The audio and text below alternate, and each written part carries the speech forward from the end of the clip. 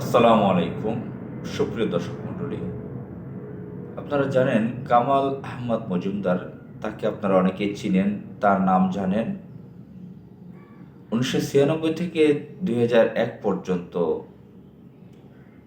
Lady লেন্দুবদর্জি Sheikh Hasina ভারতের agent প্রথম প্রধানমন্ত্রী হন।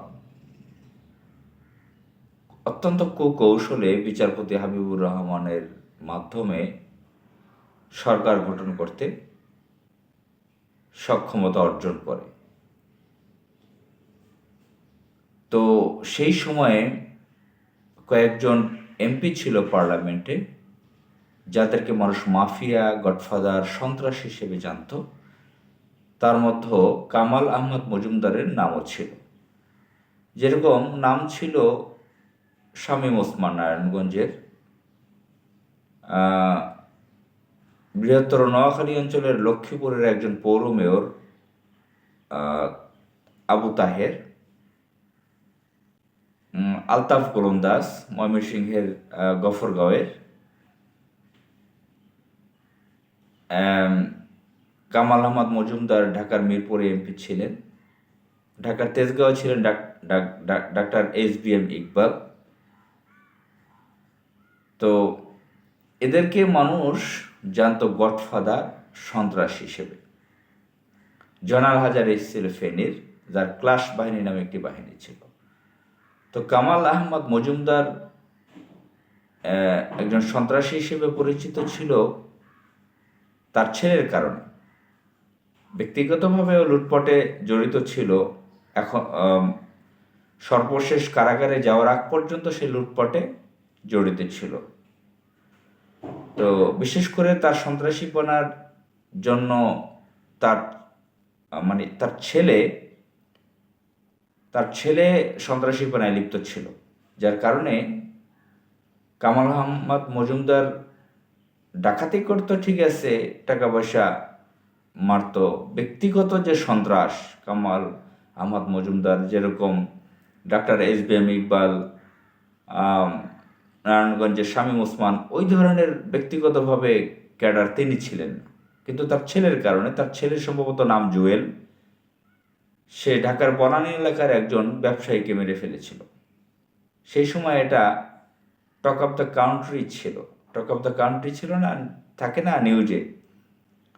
সেই সময় আওয়ামী লীগ ক্ষমতায় ছিল, স্বয়ং সে নিজেই কান্নাকাটি করেছিল পার্লামেন্টে, তার ছেলের ব্যাপারে কথা উঠেছিল পার্লামেন্টে।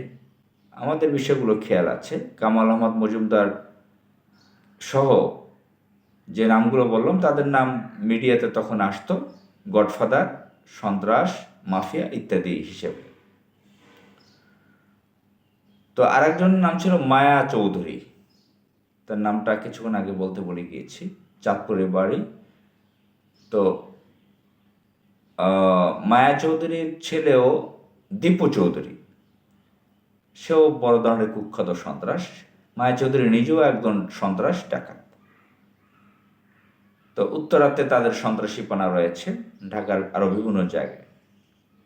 তো এরা ওই সময় 1996 থেকে 2001 সময়ে গডফাদার সন্ত্রাস হিসেবে পরিচিত ছিল। কামাল আহমদ মজুমদার একজন হুজুরের ছেলে। তার বাবার নাম ছিল নূর মুস্তফা মজুমদার। একজন হুজুরের ছেলে, একজন আলেমের ছেলে এ ধরনের হতে পারে, এত বড় লুটপাটকারী। অনেক লোকের কাছেই শোনা যায় সে প্রচুর মদ খায়, মদখোর কামাল মজুমদার। এটা ভাবা যায় যে একজন আলেমের ছেলে, তার বাবা যে একজন আলেম ছিল সেটা আমি নিজেই প্রত্যক্ষ, আমি জানি, অনেকেই জানেন, আমিও জানি। আপনারা জানেন যে কামাল আহমদ মজুমদার, তার গার্মেন্টস ব্যবসা রয়েছে অনেক আগে থেকে, 80-র দশক থেকে। তো মিরপুরে, সাভারে তার ফ্যাক্টরি রয়েছে। তো সাভারে আরাপাড়া এলাকায় তার গার্মেন্টস রয়েছে, যেখানে সে গার্মেন্টসের উপরে 4 তলা একটা মসজিদ রয়েছে, যে মসজিদটা তৈরি করার পর উদ্বোধন করিয়েছে তার বাবাকে দিয়ে। 1995 সালের ঘটনা। আমাদের বাসা তখন ওই কাছাকাছি ছিল, আমাদের তো ওর কাছেই জমিও আছে। তো সেখানে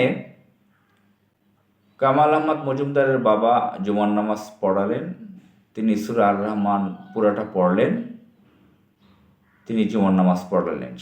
তখন সেদিন আমরা তার ইমামতিতে জুমার নামাজ পড়লাম, তার সাথে হাত মিলালাম, কোলাকুলি করলাম। তো সেই আলেম, সেই ছোটবেলার কথা, 1995 সাল, তো আমার কিশোর বয়স ছিল। সেই সময়ের কথা আজও মনে পড়ে যে সূরা আর রহমান তিনি তেলাওয়াত করে আমাদের জুমার নামাজের ইমামতি করেছিলেন, এবং তার চেহারা খুব সুন্দর ছিল। মানুষ বলে না নুরানি চেহারা। তো তাদের বাড়ি ফেনী। তো এই যে একজন আলেম, ওই সময়ের তিনি তো পাকিস্তান আমলের মুরব্বী ছিলেন, মারা গেছেন তো মোটামুটি অনেক বছর হয়ে গেল। তো 95 সালে তো জীবিত ছিলেন। তো এই নূর মুস্তফা মজুমদার একজন আলেম, তার ছেলে এই ধরনের জালেম হয়েছে। এখান থেকে প্রমাণ আরও অনেক উদাহরণ রয়েছে।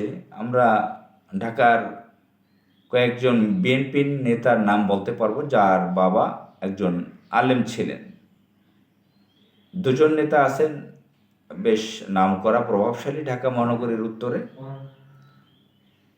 তার বাবা এর থেকে বড় একজন আলেম ছিলেন ঢাকাতে, তাদের গ্রামের বাড়ি নোয়াখালী। তারাও আওয়ামী লীগের স্টাইলে সিগারেট, মদ, চাঁদাবাজি, ধান্দাবাজি, মাস্তানি, সন্ত্রাসী সেগুলোতে লিপ্ত থাকে।